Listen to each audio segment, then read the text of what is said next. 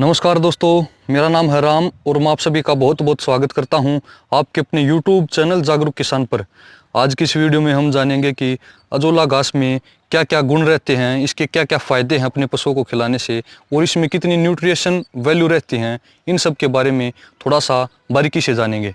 तो आप अपनी स्क्रीन पर जो ये जलीय फर्न देख रहे हैं, इसका नाम अजोला घास है।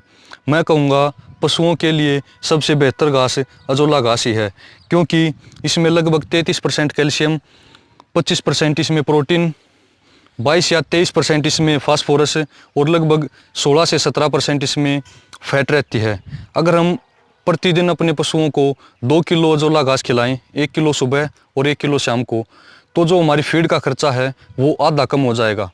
आप इस बात से समझिए कि अगर आप अपने पशु को 5 किलो फीड खिलाते हैं तो अजोला घास खिलाने के बाद 5 किलो फीड की बजाय आप अपने पशुओं को सिर्फ 2 या 2.5 किलो फीड ही खिलाएं।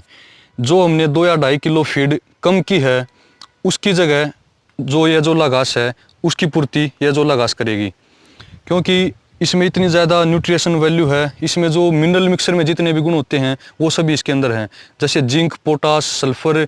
इसके अलावा बहुत सारे इसमें ऐसे गुण हैं जिनकी मात्रा थोड़ी थोड़ी इसके अंदर रहती है। इसको पशुओं को खिलाने से सबसे बड़ा फ़ायदा यह रहता है कि अगर आपके पशु में बांझपन है, आपका पशु बार बार गैप होता है, बार बार रिपीट होता है, फूल दिखाता है या दूध कम देता है, तो इस मामले में अजोला घास आपके लिए, आपके पशुओं के लिए एक बहुत बड़ा वरदान साबित हो सकती है।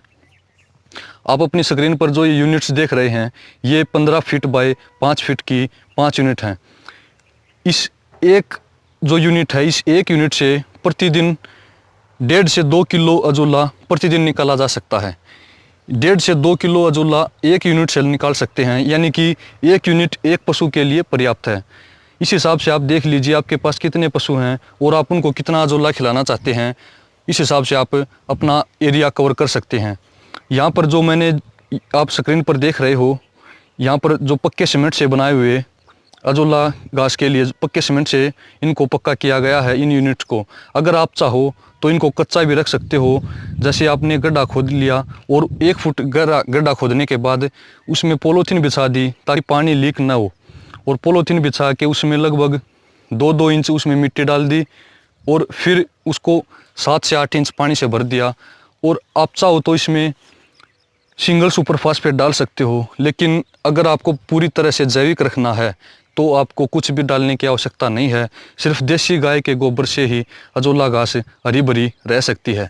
मैंने यहाँ पर जो जितनी भी यूनिट्स हैं, इन सब में देसी गाय का गोबर डाला है।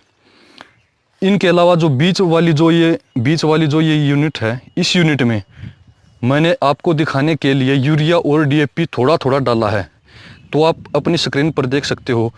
इन 5 यूनिट में से इन जो 4 यूनिट्स हैं, इनका रंग बहुत ही हरा है, लेकिन आप जो ये बीच वाली जो यूनिट है, इसमें अजोले का रंग पीला हो गया है। इसका कारण यही है कि हमने इसमें पेस्टिसाइड डाल दिया था, यूरिया और DAP।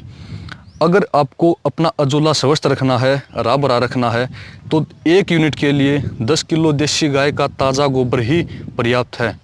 आपको कोई भी पेस्टिसाइड डालने की आवश्यकता नहीं रहेगी। और आप इसको पशुओं के अलावा अगर आप खेती करते हो तो जैविक खेती में भी इसका इस्तेमाल किया जा सकता है। जैसे धान, आपके खेत में जो चावल की खेती करते हो, जो धान लगाते हो, धान पानी की फसल है और अजोला भी पानी की फसल है। धान की रोपाई करने के बाद अगले ही दिन अगर आप इसको अजोला घास को अपने खेत में डाल देते हो तो लगभग 15 से 20 दिन बाद ये अजोला घास आपके पूरे खेत को कवर कर लेगी। और फिर आपको जो अपने धान में यूरिया या DAP कुछ भी डालने की ज़रूरत नहीं पड़ेगी, क्योंकि जो हमारी हवा में जो मौजूद नाइट्रोजन है, उस नाइट्रोजन को ये अजोला खींचता है और पौधे में डाल देता है। इसी प्रकार यही प्रोसेस चलती रहेगी और हमारी ज़मीन की उर्वरक शक्ति काफ़ी हद तक मजबूत हो जाएगी। तो आप अजोला घास ना सिर्फ पशुपालन में यूज़ कर सकते हो, बल्कि इसको अपने खेत में भी यूज़ कर सकते हो। जैविक खेती में इसको प्रयोग किया जा सकता है। इसके अलावा सूअर पालन में, मछली पालन में या मुर्गी पालन में या बत्तख पालन में अजोला काफ़ी लाभदायक है। जो साथी मछली पालन करते हैं, अगर इसको तालाब में डाल दिया जाए तो मछलियाँ इसको बड़े चाव से खाती हैं।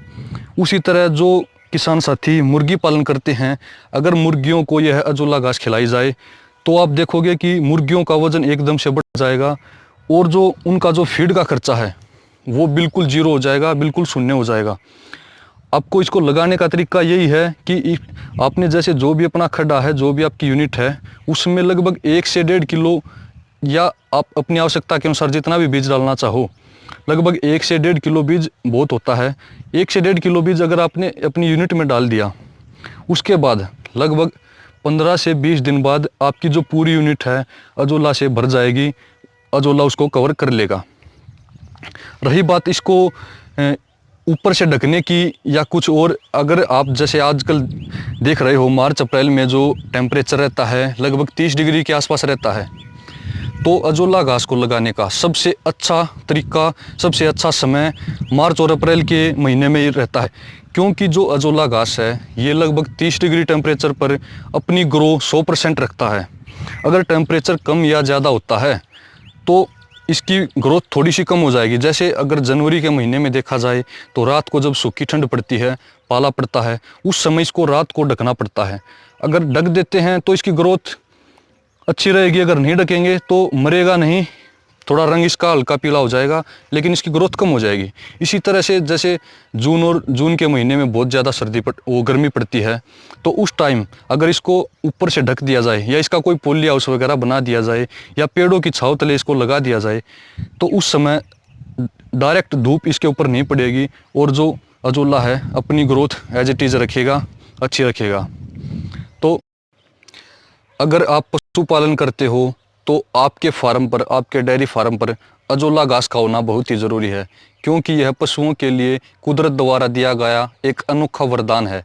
क्योंकि इसमें न्यूट्रिशन वैल्यू, मिनरल मिक्सर की क्षमता इतनी ज़्यादा रहती है कि हमें हमारे पशुओं को बाहर से मिनरल मिक्सर देने की आवश्यकता नहीं पड़ेगी।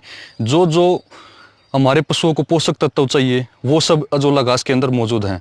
अगर हम अपने पशुओं को खिलाते हैं तो हमारे पशु निश्चित रूप से टाइम पर प्रेग्नेंट होंगे, टाइम पर ब्याएंगे, टाइम पर ही दूध देंगे, ना कोई फूल दिखाने की समस्या होगी, ना कोई और अन्य समस्या आएगी। तो अजोला घास पशुओं के लिए वरदान है। इसके बारे में और अधिक जानकारी लेने के लिए या इसके बीज के बारे में जानकारी लेने के लिए आप अपनी स्क्रीन पर जो ये नंबर देख रहे हैं, इस नंबर पर कॉल कर सकते हो और अजोला के लिए कोई भी जानकारी ले सकते हो। तो दोस्तों मिलते हैं अगली वीडियो में, तब तक के लिए नमस्कार।